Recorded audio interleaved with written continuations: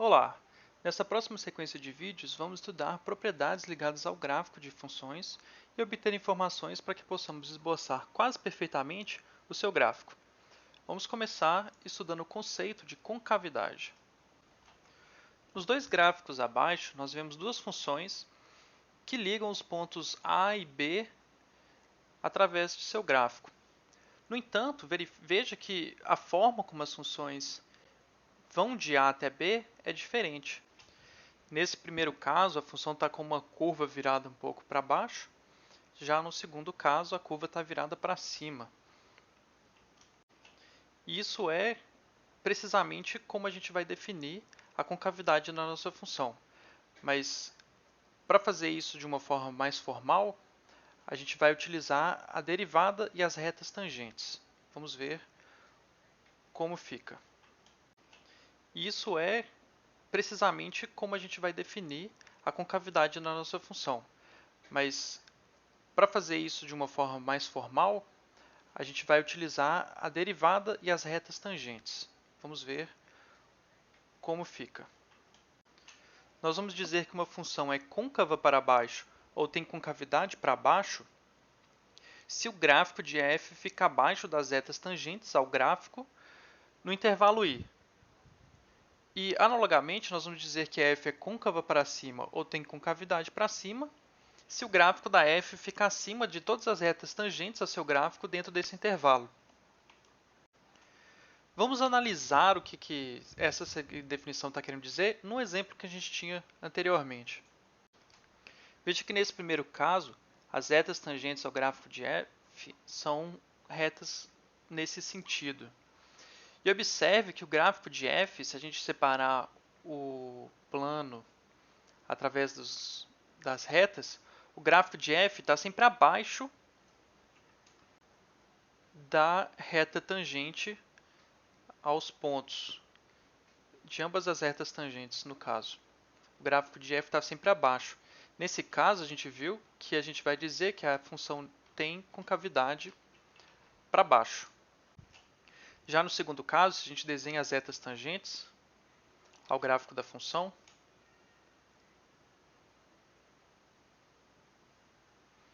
a gente vai poder observar que o gráfico da função está sempre acima no semi-espaço ou semiplano que a reta tangente divide o plano. Independente da reta que a gente pegar, o gráfico da função vai estar sempre na parte superior da reta tangente. E isso, então, significa que a função, nesse caso, tem concavidade virada para cima. Vamos observar, então, que a definição de concavidade está totalmente relacionada com as retas tangentes ao gráfico. Mas a gente também pode definir a concavidade de uma maneira equivalente através da função f'. A saber, a gente vai dizer que a função é côncava para baixo se a função f' de x é decrescente, e a gente vai dizer que ela é côncava para cima se a função f' de x é crescente no intervalo.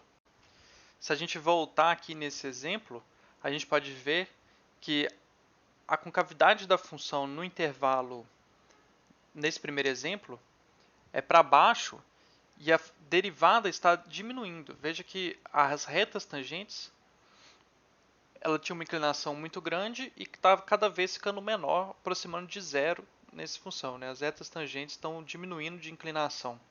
Enquanto, no segundo caso, a inclinação das retas tangentes está aumentando. Ou seja, aqui, no primeiro caso, a função f' é decrescente, com cavidade para baixo. Aqui, no segundo caso, a função f' é crescente, as inclinações das retas tangentes estão aumentando, então a função tem concavidade para cima. Nós vamos definir um ponto de inflexão de uma função contínua e diferenciável no intervalo i. É um ponto em que a concavidade da função muda quando a f passa por esse ponto. Ou seja, a função tinha uma concavidade para baixo e ao passar de A fica como concavidade para cima, ou o contrário. Eu falei o contrário ali. Então, aqui a função tem uma concavidade para baixo E ao passar por A, ela fica com uma concavidade para cima. Então, qualquer um desses casos, esse ponto A é chamado de inflexão, ou um ponto de inflexão da função f. Vamos estudar a concavidade dessas duas funções olhando para a propriedade da derivada dela. Veja que a derivada da função f de x igual a x ao quadrado menos 4x mais 3 é dada por 2x menos 4. E observe que essa função de x é sempre crescente. Ou seja, f' é crescente em toda a reta.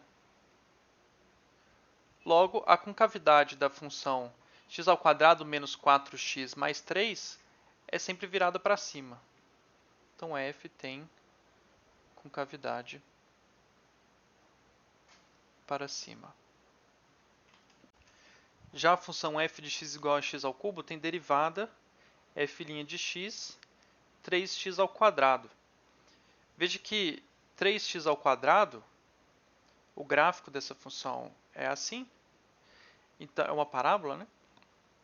Então, a derivada ela é decrescente quando x é menor do que zero. Então, f' de x decresce se x é menor do que zero. E f' de x cresce se x é maior do que zero. Logo, a função x ao cubo tem concavidade para baixo se x é menor que zero e concavidade para cima se x é maior do que zero. Mas veja que se a gente está querendo observar pontos em que intervalos em que f' cresce ou decresce, a gente viu pelo termo do valor médio que se a função tiver duas derivadas, a gente vai poder olhar a derivada da função f' para determinar esses intervalos de crescimento e decrescimento, que é o que a gente tem nesse teorema. Então, se f é uma função duas vezes diferenciável, se f' de x é maior do que zero para todo x no intervalo, então a função vai ser côncava para cima no intervalo i. Veja que se f' de x é maior, f duas linhas de x é maior do que zero, isso significa que f' de x é crescente, logo a função f é côncava para cima. E de modo análogo, se f duas linhas de x é menor do que zero, então f vai ser côncava para baixo porque f' de x vai ser decrescente no intervalo i. E a gente viu que os pontos de inflexão são exatamente os pontos em que a função muda de comportamento. Esses pontos são exatamente os pontos críticos da função f' de x. Ou, na verdade, esses pontos são os candidatos a pontos de inflexão. Então, se x igual a é um ponto de inflexão, então a derivada segunda da função tem que ser zero ou ela não tem que existir. Ela é um ponto crítico da função f' de x. E a gente viu que os pontos de inflexão são exatamente os pontos em que a função muda de comportamento. Esses pontos são exatamente os pontos críticos da função f' de x. Ou, na verdade, esses pontos são os candidatos a pontos de inflexão. Então, se x igual a é um ponto de inflexão, então a derivada segunda da função tem que ser zero ou ela não tem que existir. Ela é um ponto crítico da função f' de x. Vamos fazer aqui um exemplo considerando a função f de x igual a x raiz cúbica de x. Mostrar que x igual a zero é um ponto crítico de f e de f', que é um ponto de inflexão da função f.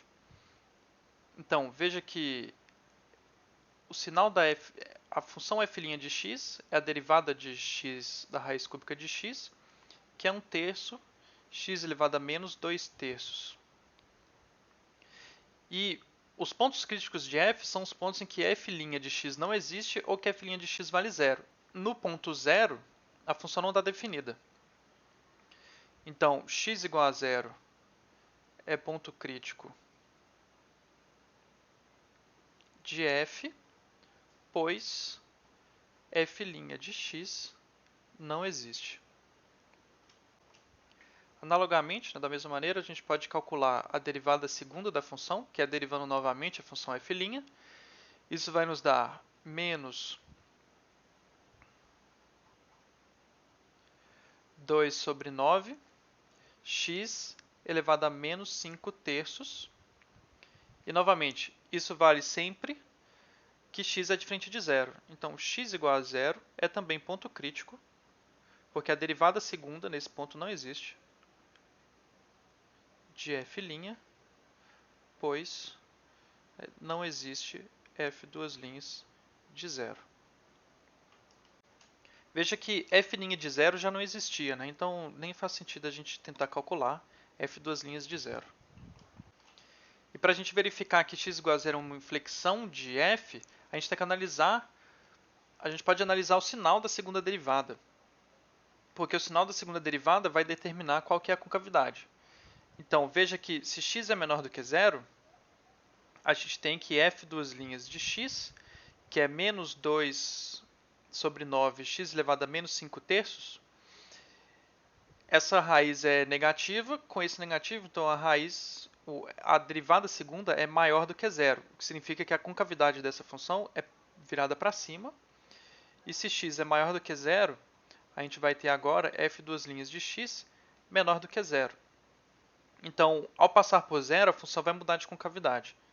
Se ele é menor do que zero, a concavidade para cima, a função tem concavidade voltada para cima. Se ela é menor do que zero, ela fica com uma concavidade voltada para baixo. O que significa então que ao passar do zero, ela está mudando a concavidade, ou seja, ele é um ponto de inflexão. Vamos fazer outro exemplo aqui, que é determinar a concavidade e os pontos de inflexão da função f de x igual a x mais cosseno de x. Então, para determinar a concavidade da função, a gente tem que analisar o sinal da segunda derivada da função. Para isso, a gente tem que derivar ela uma vez. Então, f' de x é 1 menos seno de x, que é a derivada do cosseno. E a segunda derivada da função é a derivada de f', que no caso então vai ser menos o cosseno de x. Então, para a gente analisar o sinal da segunda derivada, veja que no ponto zero, cosseno de zero vale 1, então menos cosseno de zero vale menos 1, então a função é negativa, até a gente ir no π sobre 2, em que o cosseno vale zero. De π sobre 2 até 3π sobre 2, a gente tem que cosseno de x vai ser negativo, então menos cosseno de x vai ser positivo. E no ponto 3π sobre 2 a gente vai valer zero de novo. Já no 2π, o cosseno de x volta a ser positivo, entre 3π sobre 2 e 2π, cosseno de x é positivo, então menos cosseno de x é negativo.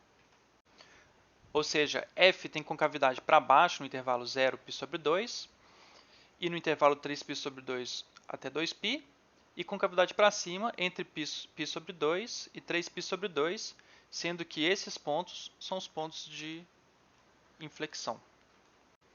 Então eu escrevi isso que a gente tinha acabado de fazer, e com isso a gente vai terminar esse vídeo por aqui. No próximo vídeo a gente vai estudar assíntotas. Nos vemos em breve.